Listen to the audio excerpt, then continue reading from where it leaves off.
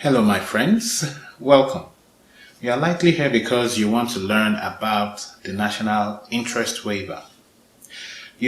Traditionally in the United States, when we talk about migration, legal migration, what most people think about is, of course, family-based immigration. And another common one is marriage-based immigration, right? Where people look for spouses to get entangled with.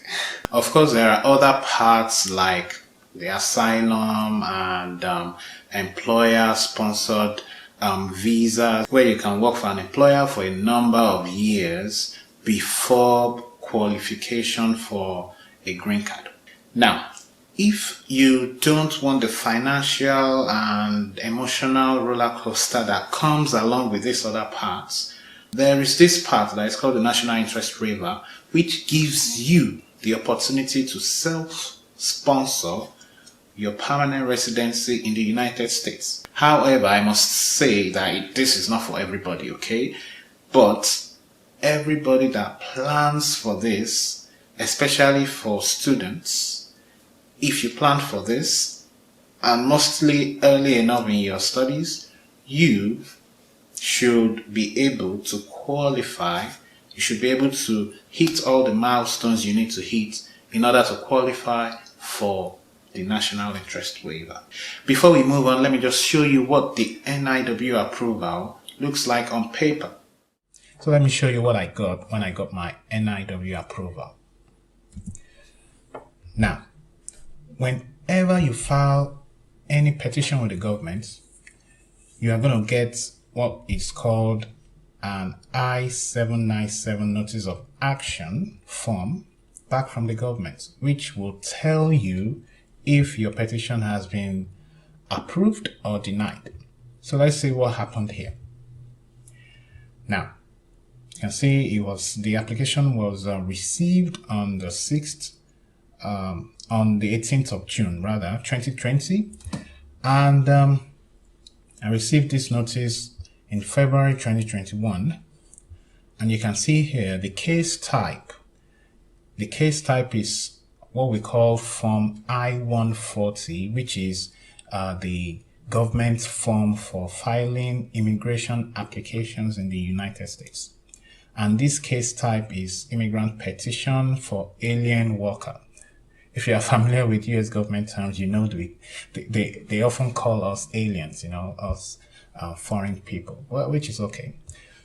And the petitioner is, of course, me, Babajide Abidemi Ojo, and beneficiary is Babajide Abidemi Ojo as well. Now, it could be different if someone is filing for another person. Let's say your parent is filing an immigrant petition for you. So this could be different, but because I'm sponsoring myself for this, I'm the petitioner and I'm also the beneficiary. Now this column right here will have your name and your address, and here is where you would actually get the good news. Now this notice type is called approval notice. Now it could go the other way as well, but what I'm hoping for everyone that takes this training is that you get exactly the same thing that I got. And this section of this approval is the individual with advanced degree or exceptional ability in the national interest.